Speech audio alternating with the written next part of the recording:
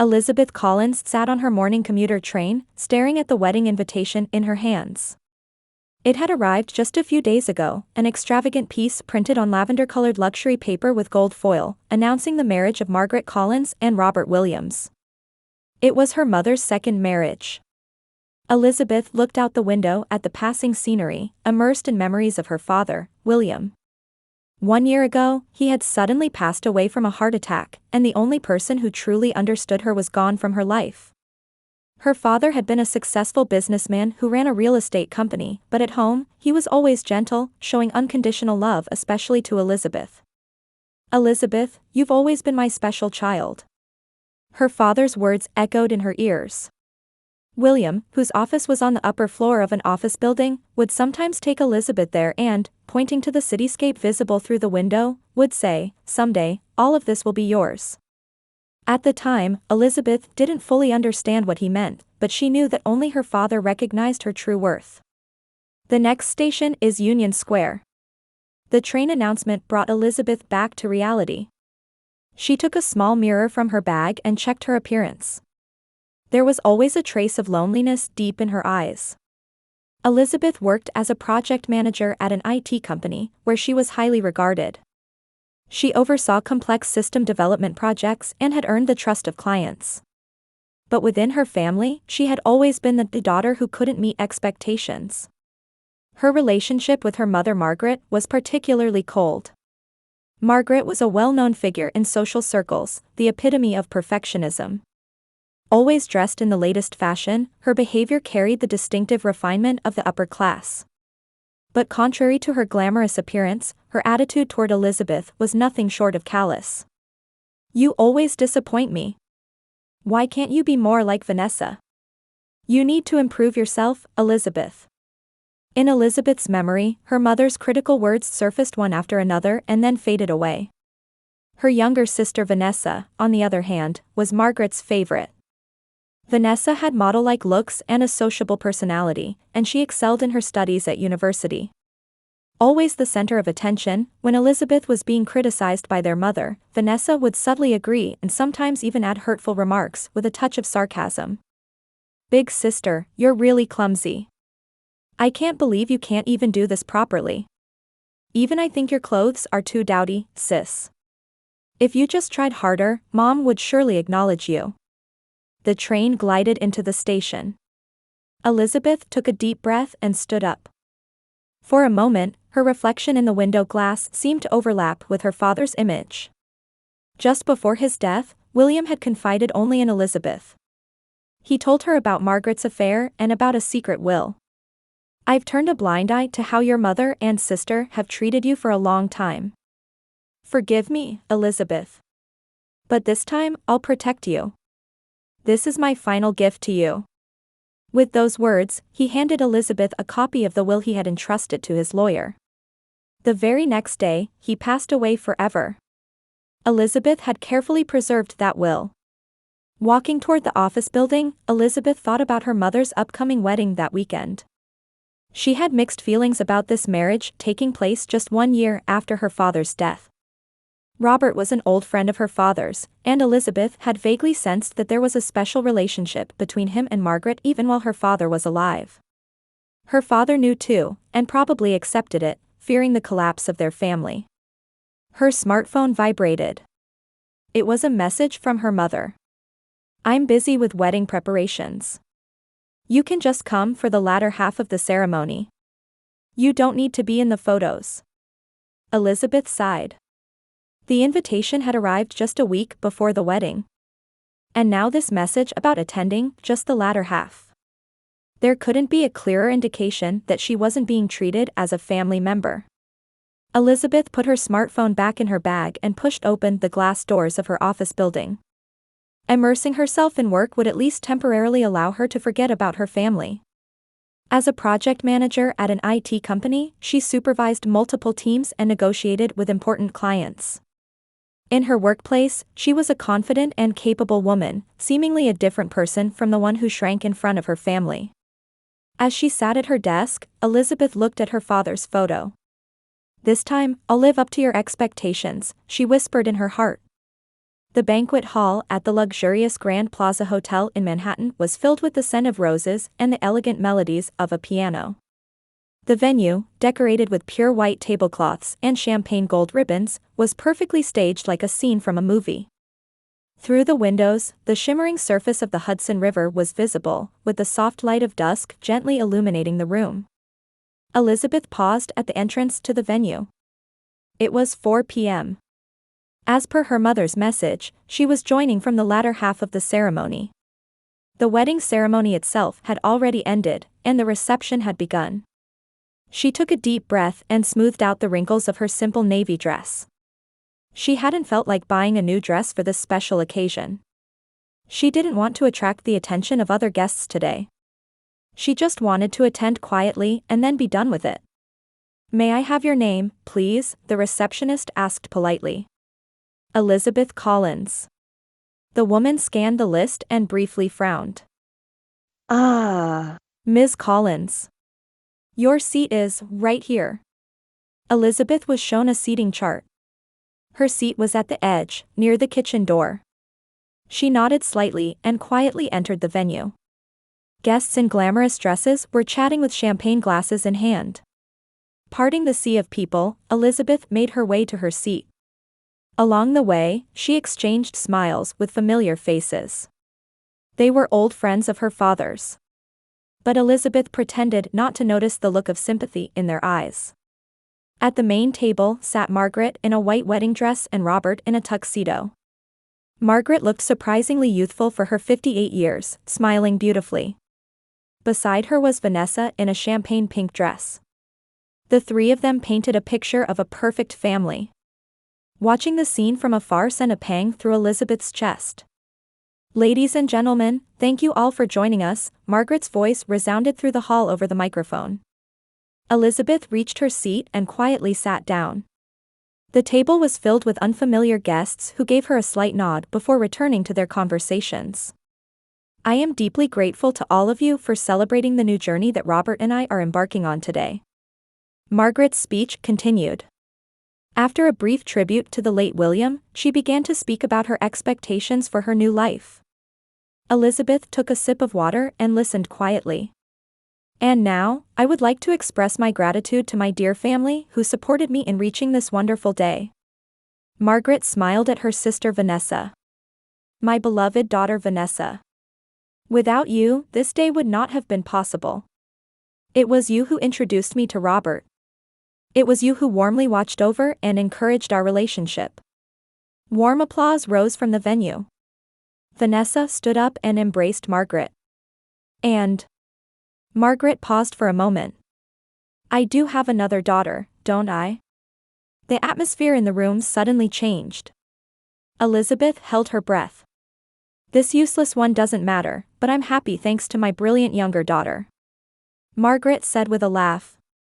Some guests laughed awkwardly, while others averted their gaze.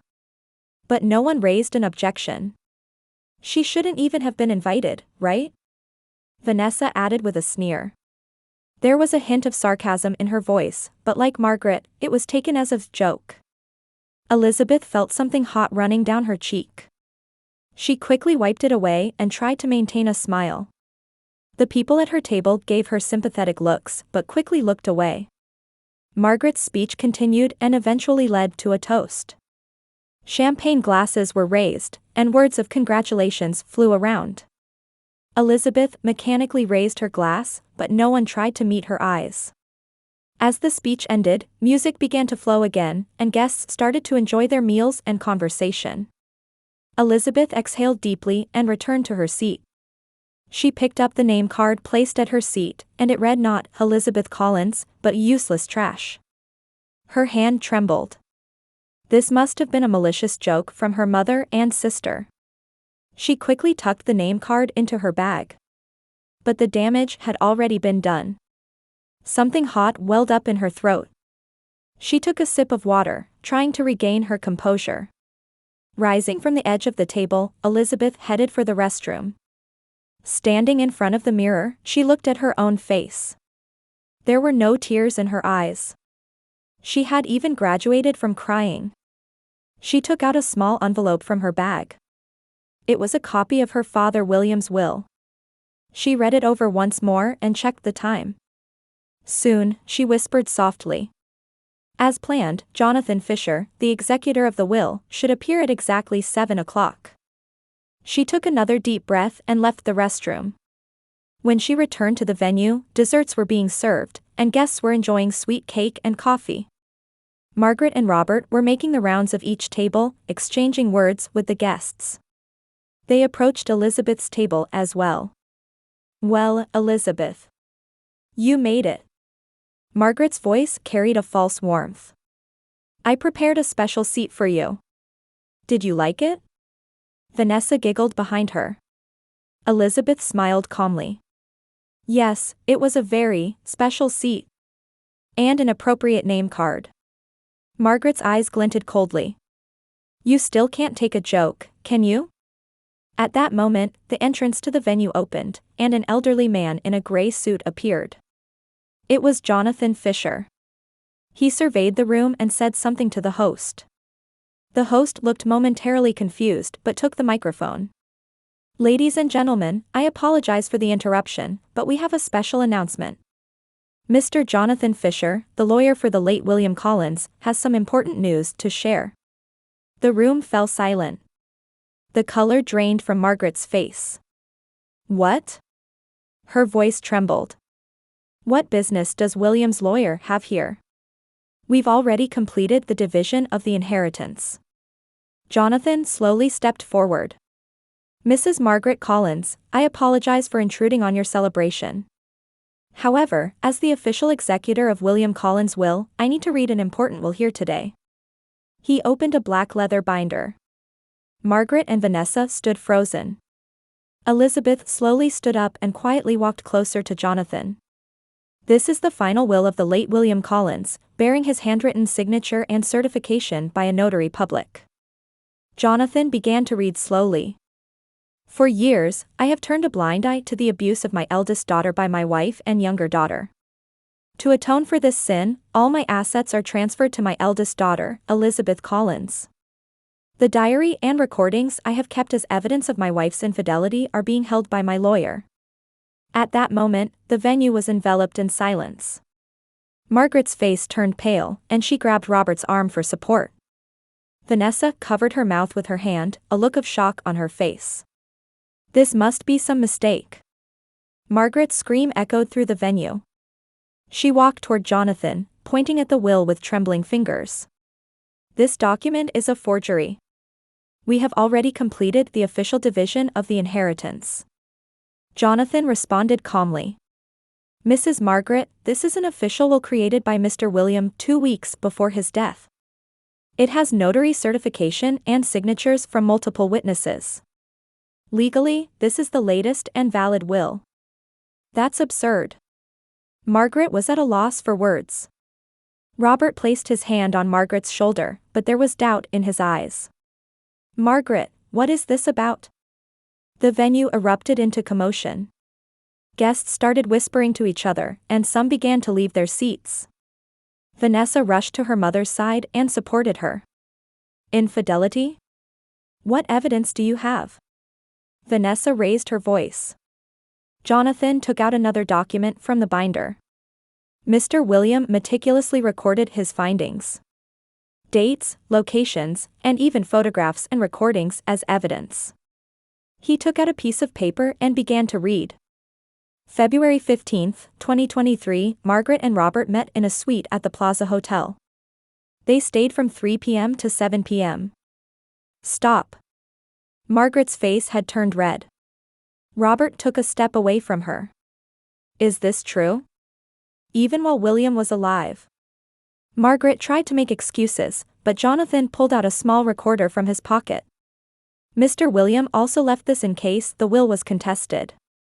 The voices flowing from the recorder were unmistakably those of Margaret and Robert. It was a conversation about their secret meeting. And surprisingly, there was also a part where Margaret discussed William's health condition, saying, "He doesn't have long." When the recording ended, the venue fell into a deafening silence. The color drained from Robert's face. He looked at Margaret and said in a trembling voice, You told me that your relationship with William had already grown cold. You said it was a natural progression for us to become close after his death.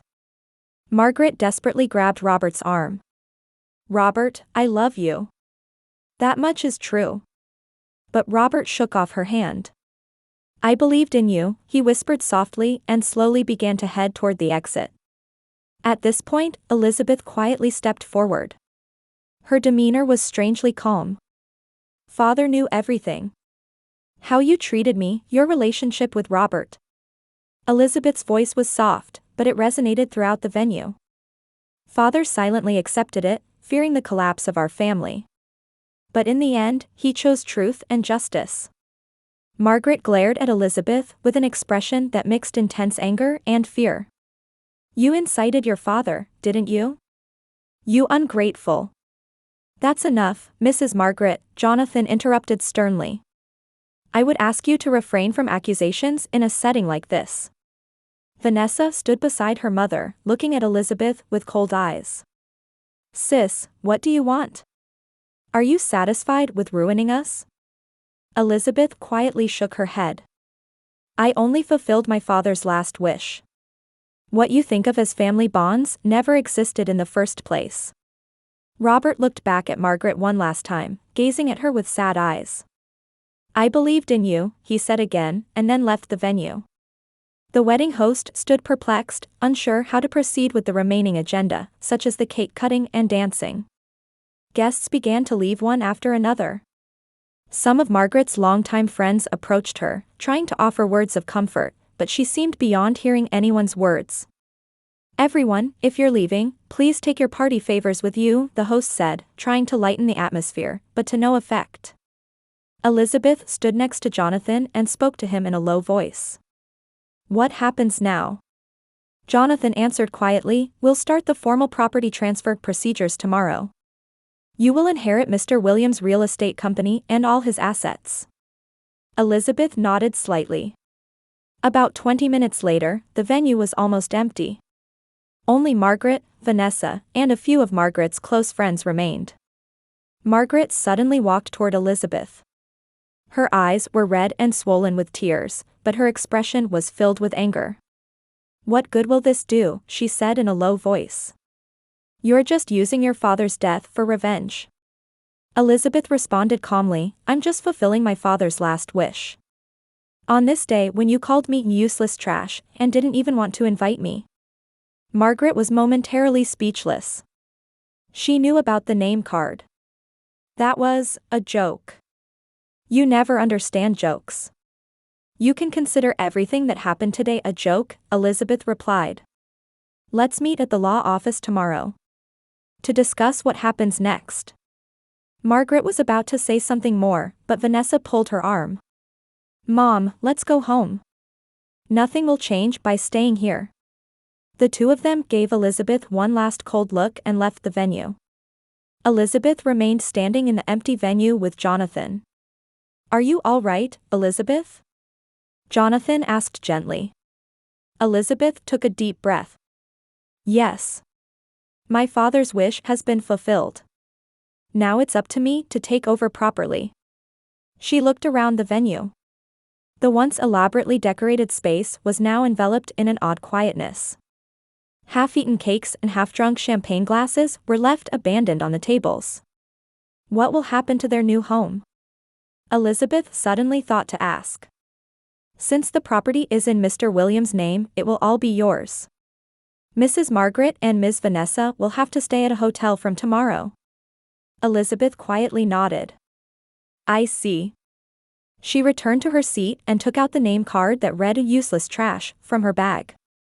She looked at it for a long time, then gently tucked it into her pocket. Are you leaving? Jonathan asked.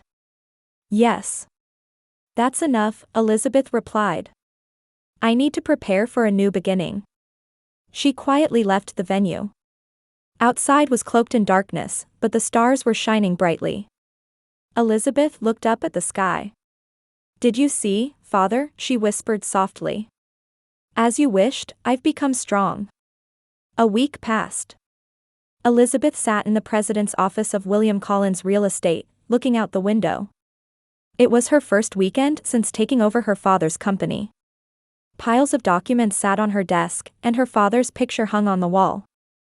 "I wish I could have been of more help to you sooner," she said to the photograph. The door was knocked, and Jonathan peeked in.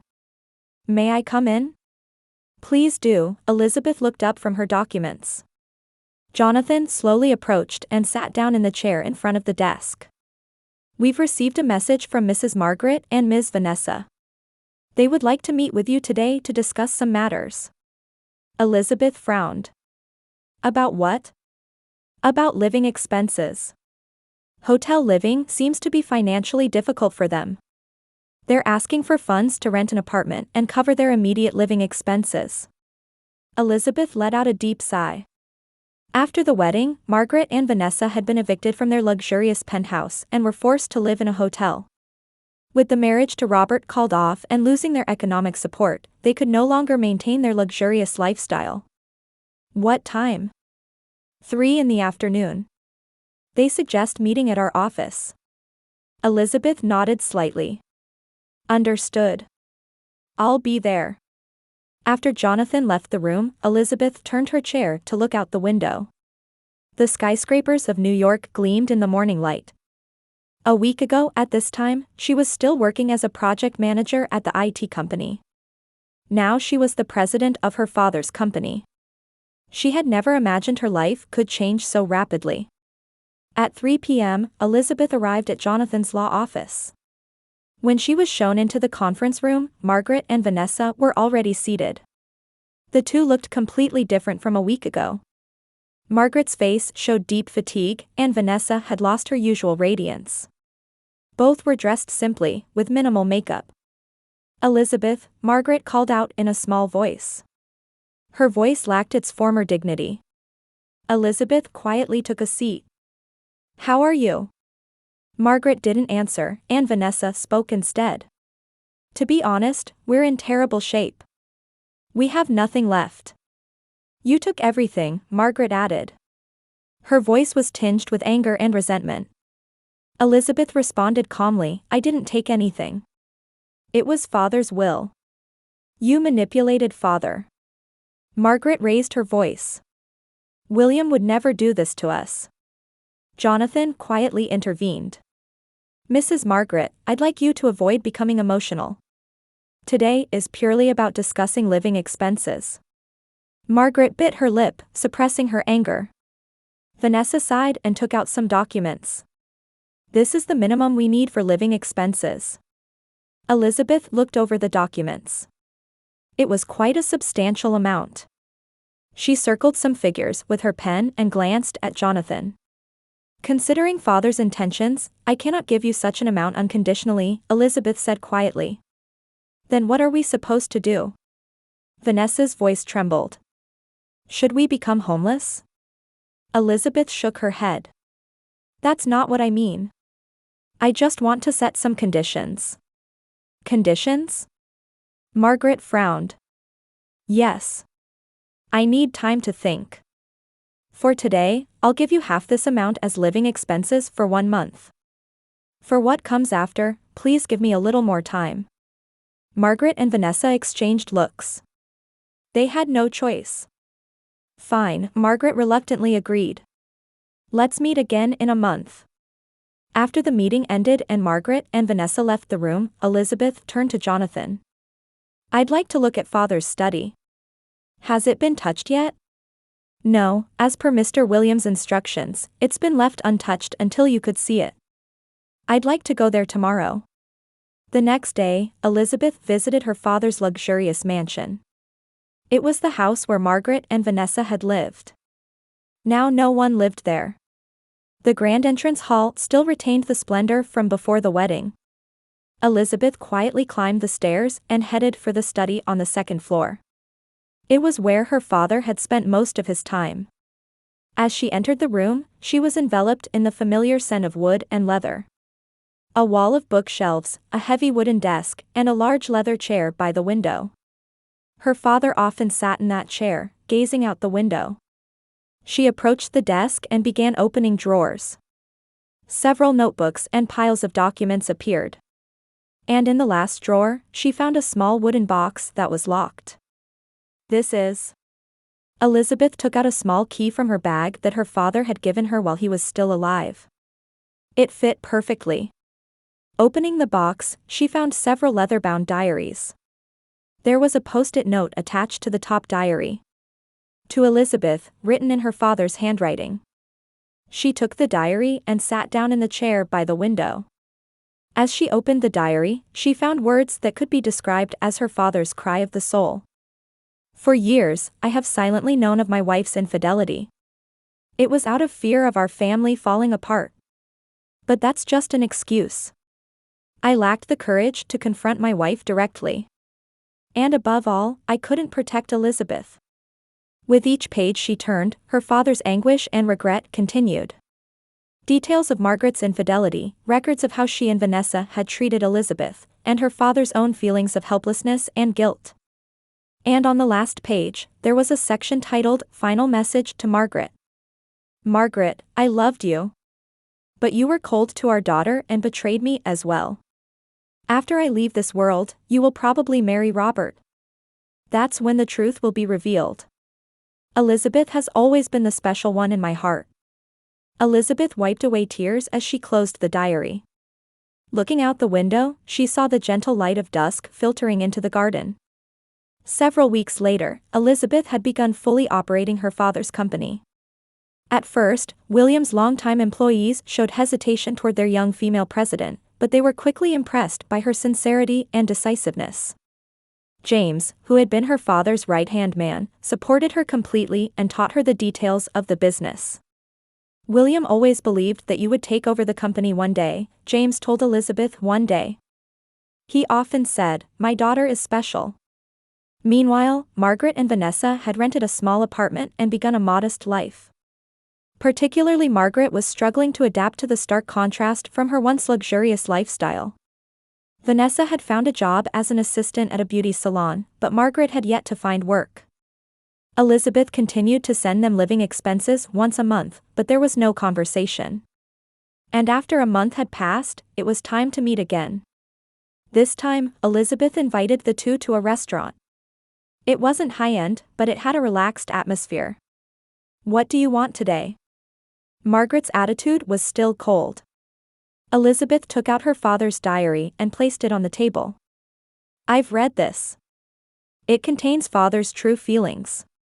Margaret and Vanessa looked at the diary warily. "I've been thinking. Rather than completely cutting ties, I'd like to continue providing support, but with conditions." "Conditions?" Vanessa asked. "Acknowledge how you've treated me in the past and sincerely apologize. And regret having betrayed father." Margaret was speechless. Vanessa lowered her eyes. For the first time, a hint of remorse appeared on their faces.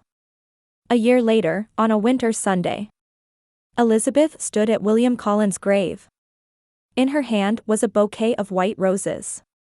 Snow quietly piled on the tombstone, gently covering her father's name. "Father, it's been a year now," she spoke gently. "Your company is doing well. Last month, our new expansion to the south was successful." She placed the roses in front of the tombstone and brushed away the snow. "As you wished, I've become strong." William Collins' real estate was steadily growing under her leadership. Her father's employees recognized her leadership, and new initiatives were succeeding. Elizabeth was now a respected figure in the industry. Her relationship with Margaret and Vanessa was also gradually changing. The first few months were tense, but over time, especially Vanessa began to acknowledge her mistakes.